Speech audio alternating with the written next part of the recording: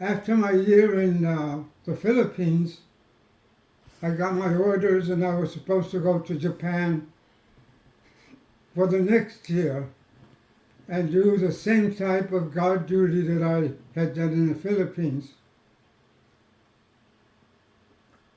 When we left the Philippines, we got in an old World War II cargo plane where they had nets on the side, no seats to sit down on. So we were dressed in our just in our regular uniform, brown uniform, summer uniform, and as we climbed up higher and higher in altitude, it just started getting cold.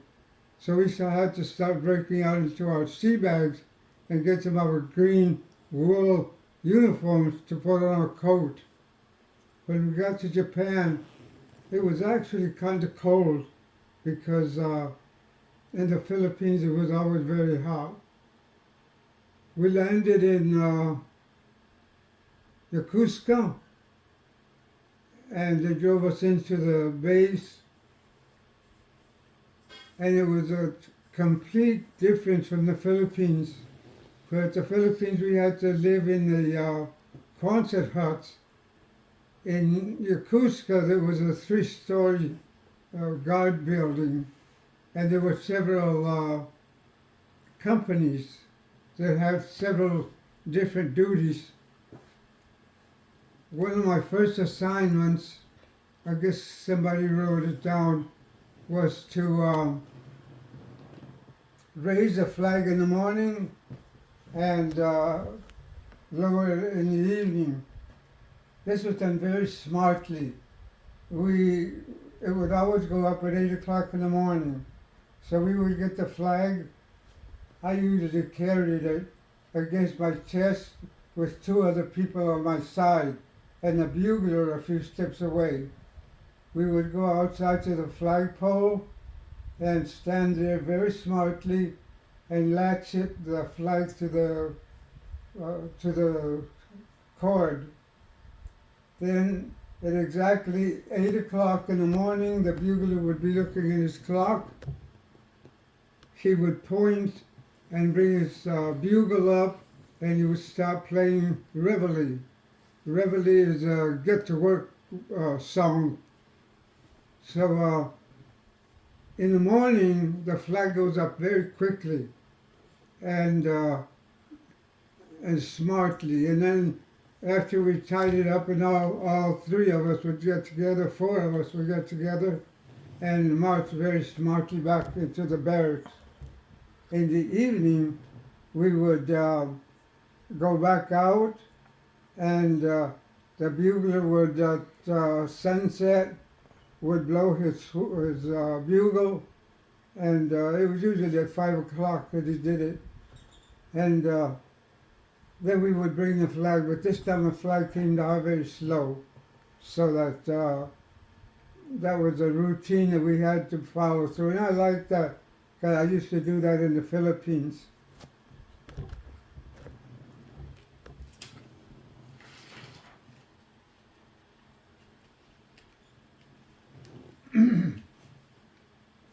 One of my favorite activities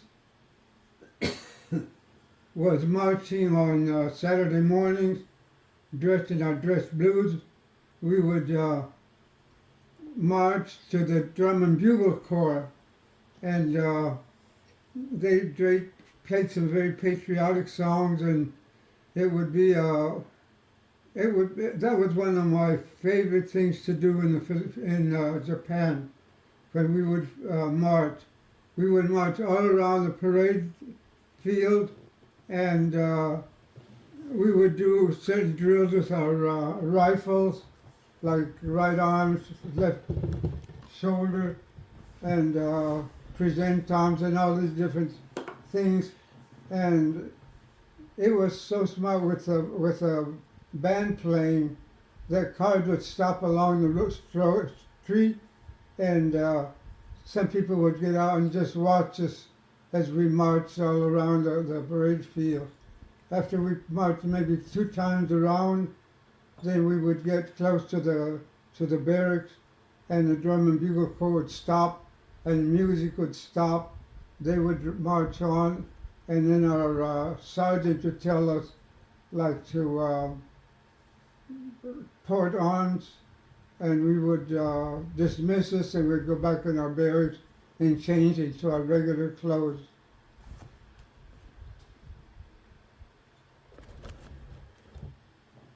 I've done that one already.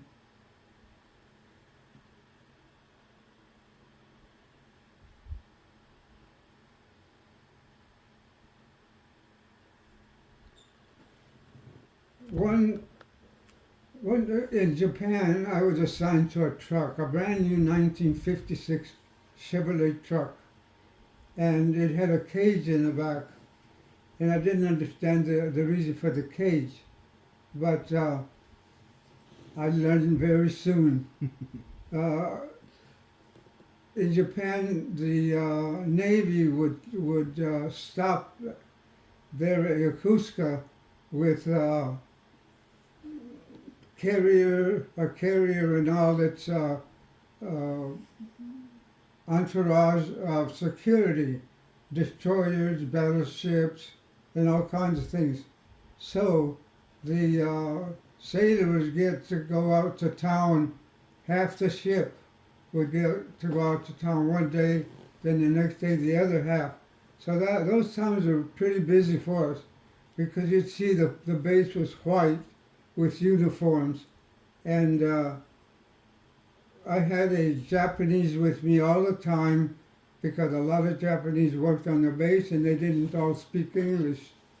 So my Japanese and I were patrolling one day, and we went out toward the farther end of the bay, and as I was driving, I see this white patch a little farther away, and I thought, that's a sailor over there, and that there's nothing here. I don't know if he got lost or what, but so I drove up to him, and there was a little incline in the road, so I went down, and I asked him, "What are you doing?" He says, "I'm going to swim back to my ship." And I said, "Look, your aircraft carrier is over there. It looks about the size of a cracker box. You can't make it that far." And he was already kind of had a few drinks. So he says, "Yes, I can make it." And I said, "No, come on, get in my truck and I'll give you a ride to your aircraft carrier." He said, "No, I'm going to swim." And he actually started going into the water. And I looked at my Jap, and I looked at my Japanese guard, and I raised my hands and I said, "What are we going to do? We can't let him swim that far. He can't." So we looked around, and I don't know why, things always work out for me. Always. They always have. And lo and behold, about 10 yards away was a little canoe-like boat and two paddles. So I said, "Look, there's a boat." So we dragged it over to where we were, and the guy was already up to chest in water. And so we brought the canoe, and I said, "We'll get in, go in, get him, and come back." And by then the sailor started swimming. He could swim, but he wasn't an expert swimmer. So he swam maybe 10, 15 yards, and I could tell he's getting tired already. And to reach that carrier that's about a mile away, he'll never make it. So I told my Japanese, "Let's hurry and go get him." As we started paddling, I noticed that the boat had a leak in the bottom. So it started filling up with water, very slowly at first. And so we paddled as fast as we could. Now, I am dressed in my uniform, my duty uniform, which is a brown uniform. And I had my 45 strapped to my waist and my billy club. And of course I was fully dressed also, so I thought, when I saw that the boat started leaking, I said, you know what, we're going to have to really hurry because this boat's picking up water pretty fast, and the guy's swimming, so we're going to have to really hurry and get to him. So we started paddling as fast as we could, and we got closer where the guy was, and you could see he was already tired. And I said, come on over to the canoe, we'll pick you up and take you back to the truck, and I'll take you to the aircraft carrier. And he was very belligerent, and he said, no, I'm going to make it to my carrier. I said, well, you're not going to make it, I know. So I stood up kind of on my knees, and I got the paddle, and I picked it up over my head, and we got pretty close to him. I said, look, if you don't get this in this boat, I'm going to get this paddle, I'm going to crack you over the head with it. And he said, no, you're not. So I made a motion like I was going to do it, but I didn't hit him. And I guess he realized, he means business. So we paddled a little bit closer to where he was, and I grabbed him by the back of the shirt, and he grabbed the side of the boat, and we pulled him in and dropped him in the bottom. And by then the water was about maybe 4 inches deep, and it started with all the waves. The water started coming in quicker. So by now we were maybe 15, 20 yards from the shore, and the shore went down pretty quickly, so we couldn't just get off and walk to the shore. So we started paddling, and we paddled really, really quickly. And by the time we got to the shore, the water was about 3 or 4 inches from the top of the boat. So we hit the shore, jumped out, got him, and half dragged him and half pushed him up the slope, and I got him and put him in the truck. And so from there we moved to, we went to the guardhouse because he was kind of belligerent, so I was afraid of what he might do. And so I put him in my cage, and I locked the cage. And then when I locked my cage, my guard and I got in the truck, and we drove to the guardhouse. I parked the truck at an angle with the back facing a low end, and then I unlocked the gate to the cage in the truck, and I looked in. Of course, there was water all over the floor, but I was checking to see if he had peed in my truck, because a lot of times when they're belligerent, they pee in your truck. And so I moved it up, and I noticed that it didn't seem to be wet from pee, so I locked it back up. I told him, we're going to take it to your carrier. So we did. My guard and I took him to the carrier. When we got there, I unlocked the cage right close to the landing, like steps to the aircraft carrier. And I told him, okay, let's get out, and my guard helped me take him out. I stood at the bottom of the steps, and there was an officer that they always keep on watch up there. And I said, and then he said, who goes there? And I said, we have one of your sailors who is wet, he needs help. And he said, I said, permission to board? And he said, permission granted. So I started up about halfway, then I stopped, salute the flag. My guard didn't go with me, he stayed down by the truck. I salute the truck, go a few more steps, pushing the sailor ahead of me. I made him salute too.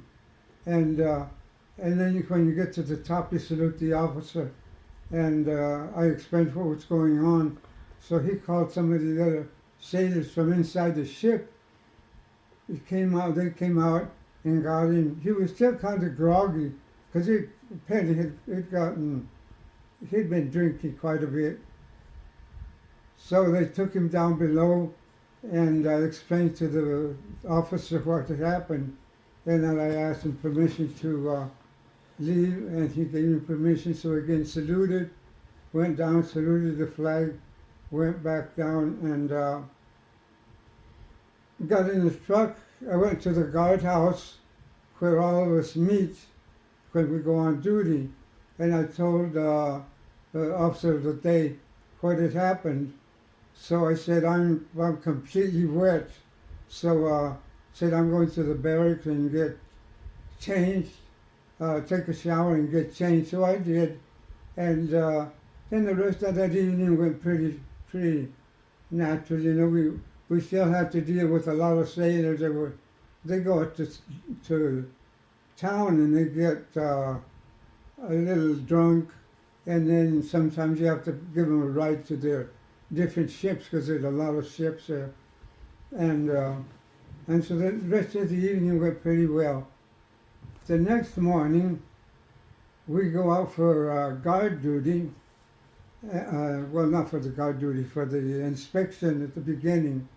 And we were in inspection when the officer of the day came to each one of us, and when he got to me, he said, were you the Marine who picked up that sailor and took him to the ship? I don't know who told him. I said, yes, sir. He said, well, I'm going to put you in for a letter of commendation because I think you saved that sailor's life from what I've told him. And so I said, yes, sir. He said, I'll need you to fill out some papers and we'll call you when it's ready. So I said, yes, sir. And so I was glad to get that little recognition because not every sailor gets one. They're very rare. And so one of my medals that I have in my box is a medal of a letter of recommendation, among others. But this was under the big adventure that I had saving that sailor.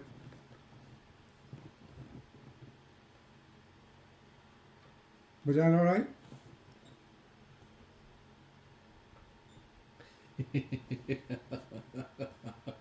Ready? I was such a, well, there's a certain saying in the Marine Corps that I won't say, but I was always very immature and taking chances that I shouldn't take. On one occasion, we could borrow jeeps from the transport, and so this other guy, I didn't know the guy very well. He was from another platoon. We went and borrowed a jeep, and of course you have to sign a paper and put your name on it, and it was done in pencil. I don't know why. Anyway, we got the jeep and we were touring around the base, like going to the PXs and stuff. And then the guy says, would you like to go out to town in the jeep? I said, are you crazy? We can't do that. I mean, these jeeps are just for the town. You can't take them out. And he says, yes, we can. I'll tell you what, we can just, because when we got back, they would check the speedometer and see how many miles we'd gone. And he said, I know how to disconnect the speedometer. And stupid me said, okay, let's do that. So just as a lark. And so he went ahead and disconnected it. And then I told him, and then we got to the gate, and he had this little Marine guard, and I showed him the papers. He looked at it, and he said, who is this who signed this? And I said, some Captain Teran, who's, he ordered some stuff from in town, and it's a pretty large packet, and he ordered us to go pick it up for him. And he studied that thing for a minute, and then I thought to myself, what the hell have we done? because if they catch us, they're going to put us in the brig. And so he looked at it a minute, kind of hesitant, and then finally handed it back to us, and we said, "We'll be back in just a minute." And we took off. We went all over town, but all the time we were in town, I was thinking, if we get caught, they're going to court-martial us and put us in the brig. Anyway, we just drove around town. There's nothing to do. So we came back to the gate, and there was another Marine at the gate. And he asked us where we were coming from. And we said we had to take a large package out to town for our captain, our officer. And again, he looked kind of suspicious, but we didn't. We had a very straight face, like we were very honest. So he went ahead and waved us through, and I said, "My God, we made it, and I'll never do something like that again." So we went back to an isolated place. The guy put the speedometer back, and so we had only gone a few miles, like we were on the base, and we turned that back in. I never went out with that Marine again, because actually my personality is always to be law-abiding, and I don't like to take chances unless it's a necessary chance. And so I never chummied with this guy again. He went his way and I went mine. But that was a very stupid mistake I made, and I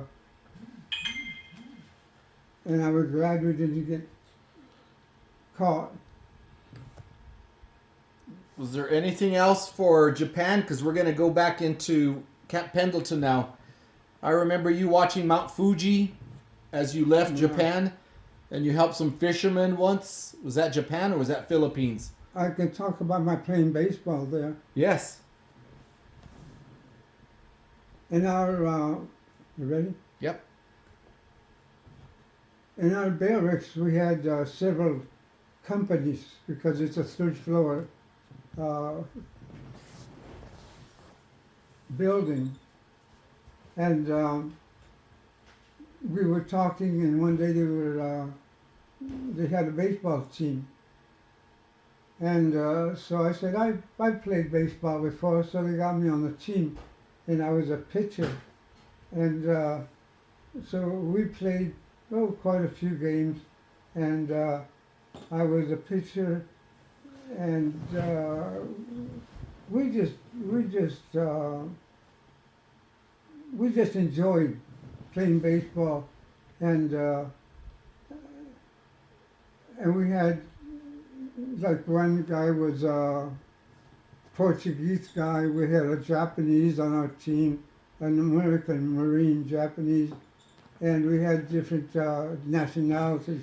I, of course, was a Mexican, but we had a lot of fun. We won quite a few games, and they actually thought I was pretty good, but I didn't think it was that good. Anyway, when my time was up in Japan, I decided that, I didn't decide, they decided to send me back to Pendleton, to the United States.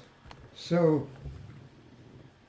again, we packed our bags, and we left and flew back around the same way we went in. And again, I was never on a ship except when I went from the Philippines to Hong Kong. And so flew from the Philippines to Quads Lane, and I don't remember what other island, Guam. We made steps. And so we got to San Francisco, and from San Francisco we flew down to Los Angeles, and then we got picked up and taken to Camp Pendleton. When we got there, we were there about 2 or 3 days. This is where everybody who's coming from overseas or other stations meet. They call them a transient uh, barracks. And boy, are those barracks clean. Everything, all day long, were shining brass from the doorknobs and everything. Everything is super clean.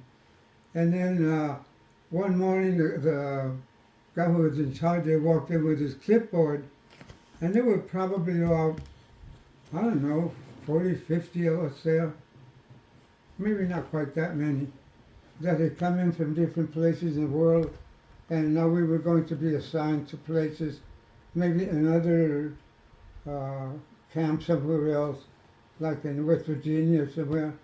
And so he started calling out names from the A's, and he said, so-and-so, you're going to 5th Marines, so-and-so, you're going to Untold, or so-and-so, you're going to ITR, and so on. When he got down to my name, he said, Teran. I said, here. He said, you're going to recon. And I thought, no, I can't. I'd heard, all through the 3 years that I'd been in, I'd heard recon, that it was a special outfit. And only these big gorilla, muscle-bound Marines got in. And so I thought, no, that's not where I'm going. He made a mistake. And so I said, I got kind of nervous, and my mouth was kind of dry, so I just waited there with my sea bag in my suitcase. And I said, he made a mistake. So when everybody had left, I went back up to him, because he gave me a look, and I'm still sitting there. And of course, there weren't many more left after the tease. So I said, I can't be going to recon. You probably made a mistake. I just came back from overseas, and I wouldn't be going to recon.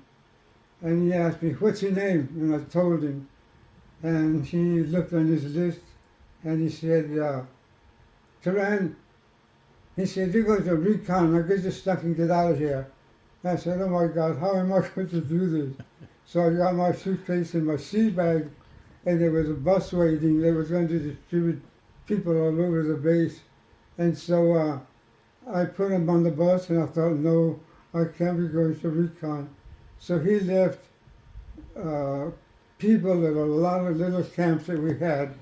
And then finally, I'm looking out the window, and I see all this dust moving out in about maybe half a mile, not quite half a mile away. And then as we get closer, we see these little baby tanks. They had 4 75 millimeter cannons, 2 on each side, and they looked like little baby tanks. And when he got there, he said, "Untold," and a couple of guys got off. And these were one of the prime effective weapons we had during that time, because the 75 recoilless rifle doesn't have a big recoil, and so they're very effective at shooting pretty far.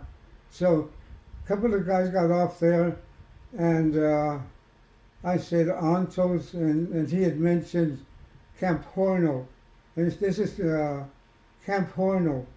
And then they drove a little ways, and he stopped by some barracks, and he said, "This is recon." And so I said, "I guess that's me."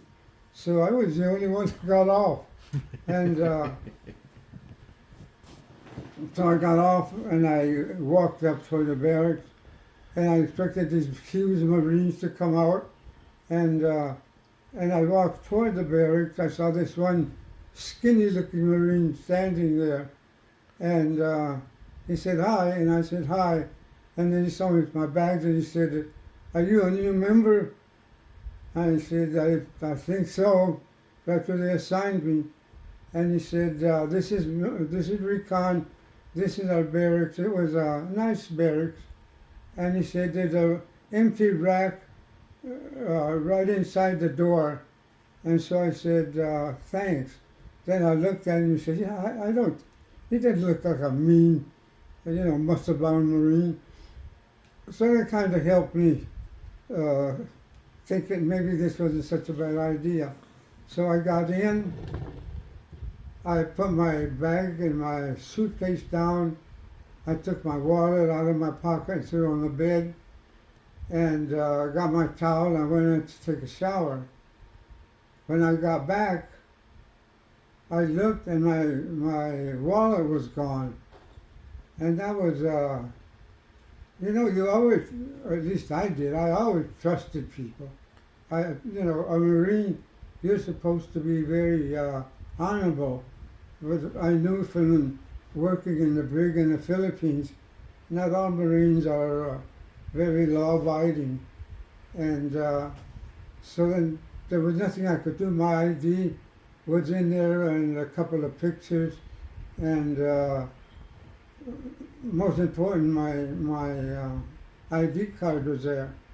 So, I don't even know if I reported it because, well, I had to report it because I had to get another ID.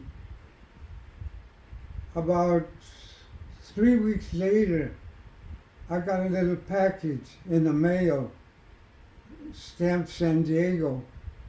I opened it and there was my wallet. Some honest person probably found it. Somebody who stole it from my barracks went to San Diego, took out the money. I had two $2 bills that I was collecting and maybe a few cents, but when they took my wallet, they didn't see how much money. They probably thought I had a lot of money, but I didn't have much. And so I got my ID card back, and of course the money was gone, but I got my pictures, some of the pictures back, and that was my first experience that I felt that I could not trust everybody, because that had happened in the Philippines. When I got there, my first few days, I had a wall locker and I had a watch that I bought at the PX in Pendleton before we went overseas. Then I just put my watch on the top shelf. Well, somebody had watched me, I guess, and they grabbed the door from the top and they opened it and they even bent it a little bit, but they put their hand in and took my watch.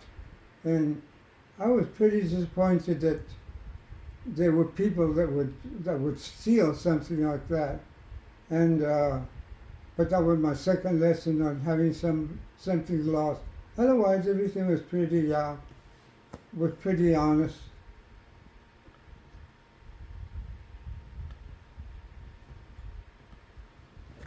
May I say one more thing about the barrack? Of course. While we were sitting, these were in, no, that was in the Philippines. Okay. When we finally got to know each other and got to know the officers and the others, it was very different, like from boot camp and even ITR. We, most of the time, dressed in camouflage.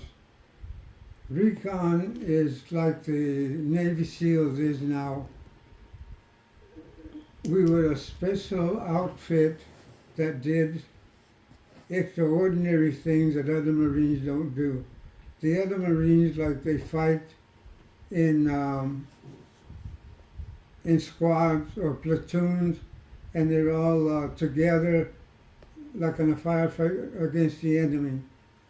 Our main job was scouts.